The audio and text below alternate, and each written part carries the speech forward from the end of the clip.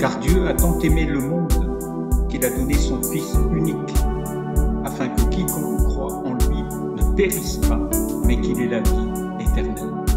Il sauve, il guérit, il baptise du Saint-Esprit et il revient bientôt. Et que servirait-il à un homme de gagner le monde entier s'il perdait son âme?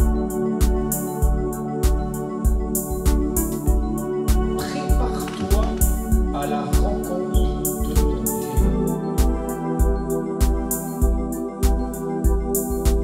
Au travers de ces moments où la parole est prêchée, vous pouvez saisir la guérison, la délivrance, le pardon de vos péchés. Vous pouvez saisir cette parole comme étant la vie qui passe en cet instant pour vous.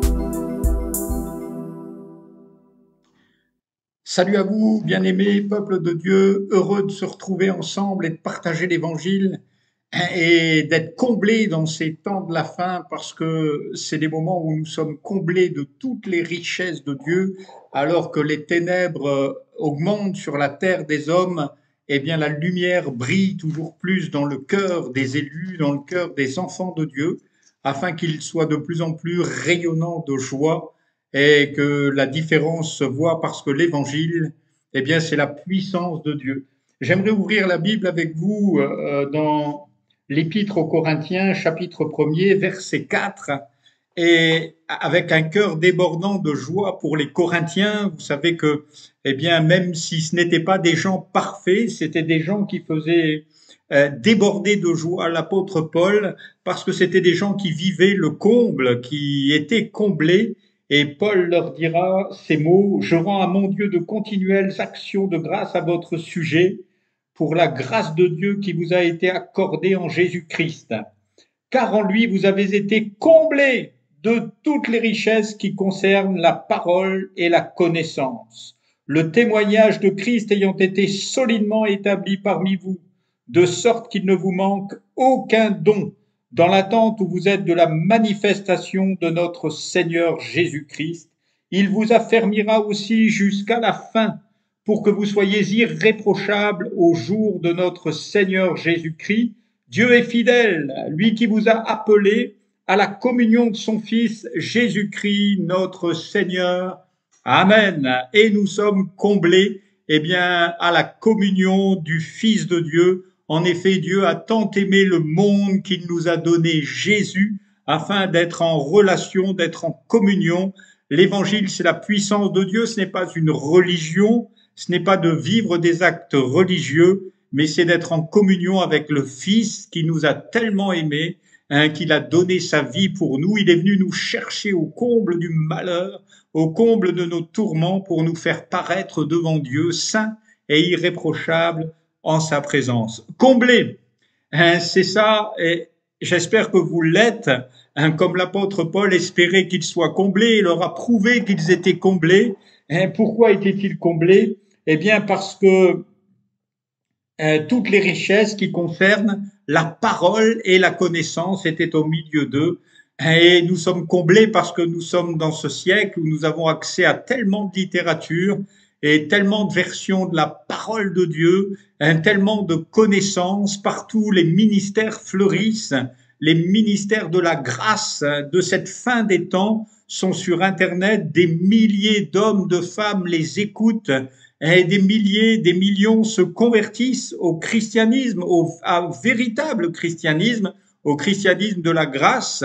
Ils ne veulent pas d'une loi, les gens n'ont pas besoin de loi supplémentaire, et aucune loi ne peut vous sauver. Si vous êtes encore sous la loi, vous êtes sous la malédiction, et malheur à ceux et celles qui suivent la loi, puisque la loi n'amène personne à la perfection, mais la grâce seule qui est venue par Jésus-Christ, la grâce et la vérité sont venues par Jésus-Christ, nous libère parfaitement et nous comble, eh bien, dans la parole. Nous sommes heureux et dans la joie de partager la parole, parce que la parole est la vérité pour nos vies, et encore elle résonne à nos cœurs, et la connaissance, bien sûr, non pas cette connaissance qui enfle de la parole, mais la révélation de sa parole. C'est la révélation qui nous éclaire, c'est la révélation dont nous avons besoin, c'est la révélation que Christ nous donne à cette fin des temps, alors que Israël est en proie à bien des tourments, eh bien,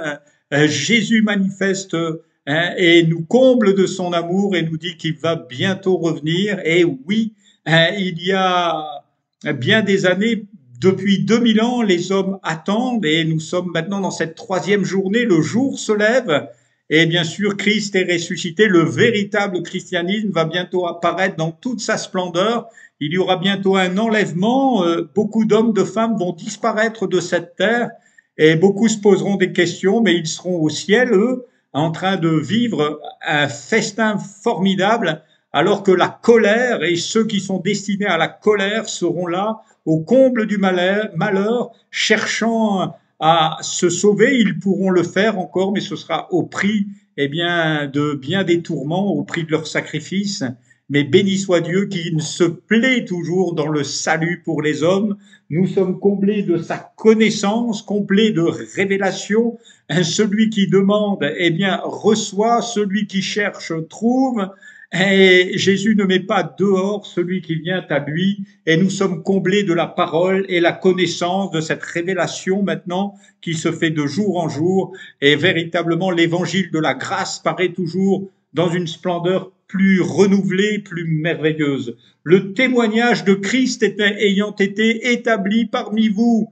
Oui, ce n'est pas des hommes. Moi, je me suis pas converti au milieu d'une réunion, mais Christ est venu me chercher. Je veux dire que Christ est l'auteur de mon salut. Les hommes m'avaient oublié, bien sûr, même ceux qui m'avaient témoigné de Christ.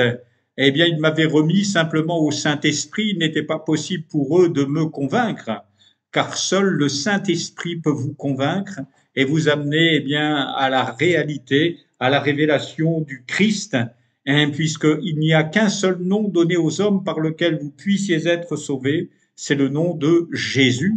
Alors vous pouvez simplement lui demander, comme je l'ai fait un jour, lui demander de se révéler à vos vies, puisqu'il est vivant. Les morts sont morts, mais lui est ressuscité. Étant vivant, il peut intervenir, il peut se révéler à vos cœurs comme étant celui qui vit. J'étais dans la joie, eh bien, de prier hier pour une petite fille à l'autre bout du monde, et une demi-heure après de savoir, eh bien, qu'elle s'était relevée après toute une semaine passée au lit, et sa maman était réjouie et me remerciait, mais remerciait le Christ, bien sûr, qui lui avait permis, eh bien, à cet enfant de se relever et de refaire de nouveau la joie de sa maman. Oui, le témoignage de Christ a été solidement établi au milieu de vous, de sorte qu'il ne vous manque aucun don. Oui, vous pouvez guérir les malades, vous pouvez délivrer les captifs. Il faut simplement revenir à la prédication de la délivrance, simplement revenir au fait que Jésus guérit. Il ne faut pas avoir peur, même si certains restent malades, de prêcher la guérison, la délivrance, le véritable pardon de tous les péchés, car Jésus pardonne complètement, parfaitement tous ceux qui viennent à lui. Jésus a pardonné même à ce brigand sur la croix. Il ne lui a pas demandé d'accomplir quelque chose, il ne lui a pas demandé de restituer ce qu'il avait volé, mais simplement ce brigand a dit, reconnaissant Jésus, Jésus lui a dit, aujourd'hui tu seras avec moi dans le paradis. Quelle promesse extraordinaire, quelle grâce puissante, quel merveilleux don de l'amour de Dieu. Il ne vous manque aucun don. Jésus baptise aussi du Saint-Esprit. Il vous faut faire cette expérience. Vous recevrez une puissance, le Saint-Esprit, et vous serez mes témoins. Le véritable témoignage, c'est pas celui qui se force à expliquer ce qu'est le Christ, mais c'est celui qui l'a en profondeur dans sa vie et qui peut parler par l'Esprit et qui peut véritablement proclamer la parole de Dieu à ses amis, à ses voisins, à tous ceux qui l'entourent. C'est une grâce excellente et c'est le fait d'être comblé de joie. Et quand nous sommes remplis du Saint-Esprit, nous sommes aussi comblés de joie. La Bible dit que les 120 disciples, les premiers, quand ils ont reçu le Saint-Esprit promis par Jésus, eh bien, ils débordaient de joie, ils semblaient ivres, bien sûr, ivres de joie, ivres de bonheur, ils étaient comblés. Vous aussi, vous pouvez recevoir en cette journée le Saint-Esprit il suffit de le demander, il suffit, parce que ce sont que des dons, vous ne le méritez pas, mais Dieu se plaît à donner à des hommes qui ne méritent rien. Il s'est plu à donner son Fils afin que quiconque croit ne reste pas dans la mort, mais qu'il se lève pour vivre, et pour vivre pour Dieu et éternellement déjà ici-bas. Comblé dans l'espérance de la foi, et la Bible nous dit, et l'apôtre Paul dira, il vous affermira aussi jusqu'à la fin. Et bien sûr, Jésus nous donne la foi, il nous communique la foi.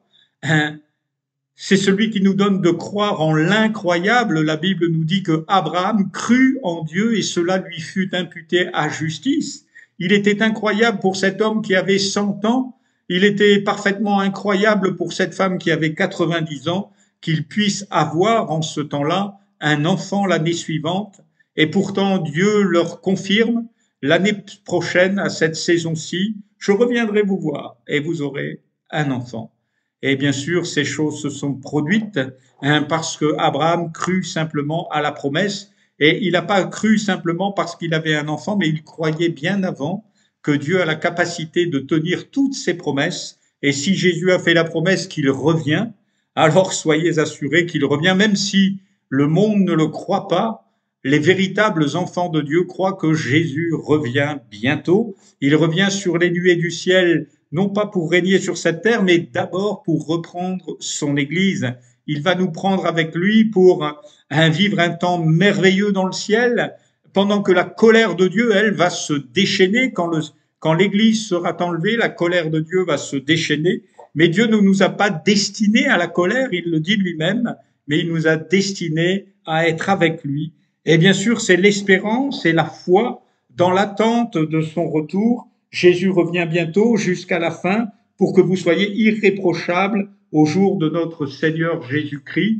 Et bien sûr, Dieu ne fait aucun reproche, mais il nous communique la foi afin que nous puissions marcher jusqu'au bout. Ces temps de la fin et ces temps finals, ce sont des temps chauds, hein. Les famines arrivent, il y a des guerres, des bruits de guerre, des tremblements de terre, des moments difficiles. Il y a même des chrétiens qui font des dépressions. Mais grâce soit rendue à Dieu qui nous permet, eh bien, de jeter toutes nos pilules d'ici-bas pour vivre véritablement par la foi et savoir que Jésus nous entraîne jusqu'au ciel avec lui et qu'il veut encore en sauver quelques-uns. Et bien sûr, il nous a fermis jusqu'au bout et il nous laisse dans la communion de son Fils, qui est merveilleux. Jésus a dit, je suis avec vous tous les jours jusqu'à la fin du monde. Quelle joie de se confier en lui encore. Et je prie maintenant pour vous, afin que vous puissiez aussi lui faire confiance et vivre une vie comblée. Comblée, et vous avez peut-être essayé de la combler par bien des choses, mais Christ peut vraiment combler votre âme, vous combler d'une vie de l'esprit, puisque vous savez en vous-même que ce n'est pas la chair et le sang le plus important, mais vous savez bien que l'esprit que Dieu a fait reposer en vous a besoin maintenant, et il a faim et soif, les hommes ont faim et soif, vous avez faim et soif, et cet esprit est là, et Jésus-Christ est là pour vous combler. Je prie maintenant pour vous, je te bénis, Père, parce que tu désires encore combler les hommes de joie. Tu désires encore les combler de l'espoir, de l'espérance. Tu désires encore les combler de guérison et de jours nouveaux, renouvelés. Tu désires les combler de ta grâce en permanence. Tu veux que les hommes et les femmes entrent dans le repos, qu'ils ne se confient pas dans les politiques ou dans la religion, mais qu'ils puissent se confier en ce Dieu vivant et vrai qui revient bientôt. Je te bénis, Jésus, et je bénis ces hommes et ces femmes qui écoutent ces paroles, afin qu'ils reçoivent de ta part et qu'ils soient comblés de tout ce qu'il y a en Jésus-Christ. Que ton nom soit béni, Jésus. Amen.